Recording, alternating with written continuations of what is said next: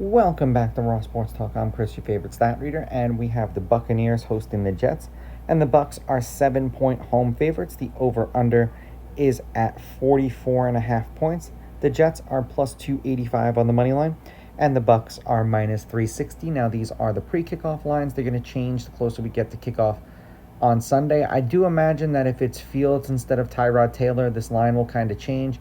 However, I think that they're kind of putting the line at where it is because they suspect that it's supposed to be Tyrod Taylor in this game. Had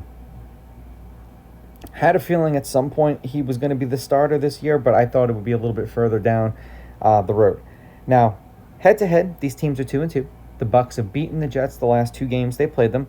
The home team is 2-2. The favorite is 2-2 against the spread. The favorites won the last two games on the money line. The favorite is 3-1 on the money line. The under is 3-1.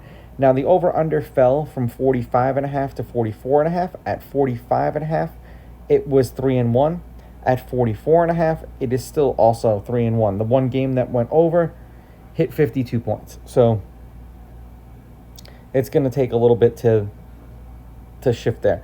Now, it's supposed to be 86 degrees in Tampa with 6-mile-an-hour winds and a 14% chance of rain. Baker Mayfield has needed come from behind wins in the first 2 weeks of the season, and he's looked magnificent in the as a Buccaneer, and I get it. I was one of the people who was critical of him. I've been critical of Daniel Jones. My question with him when he was with the Browns was it him or was it the two Pro Bowl running backs that he had in the All-Pro offensive line? And then he goes to Tampa and he takes over a team that was in the Super Bowl, did win a Super Bowl with Tom Brady, and he's put up those numbers. Not saying that what he's not doing is, it's a great story for him and a great chapter. However, this situation that's kind of unfolded against him, Mike Evans is automatic, 1,000 yards and 100 receptions per season, basically kind of dude. Now, the Jets are 0-2 to start the season. No surprise there. There was a total of 64 points and 40 points. They lost by 2 to the Steelers, and then they got crushed by 20 against the Bills. The Buccaneers, as I said, they started off the year 2-0. Both games were come from behind victories. Both games were one-possession wins. Both games were also on the road, so this is their home opener, winning 23-20 and 20-19. Now, with Tyrod Taylor,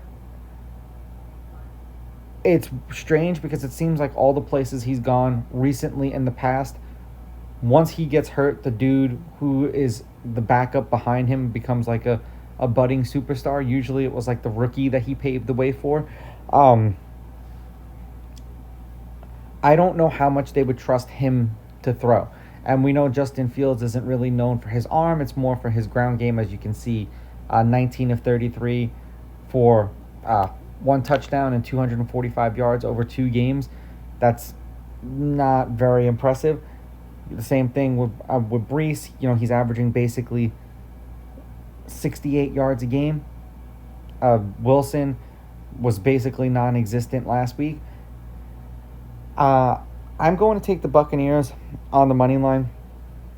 I will take the Buccaneers laying the points, and I'm going to go under. Now, the only question of this game is,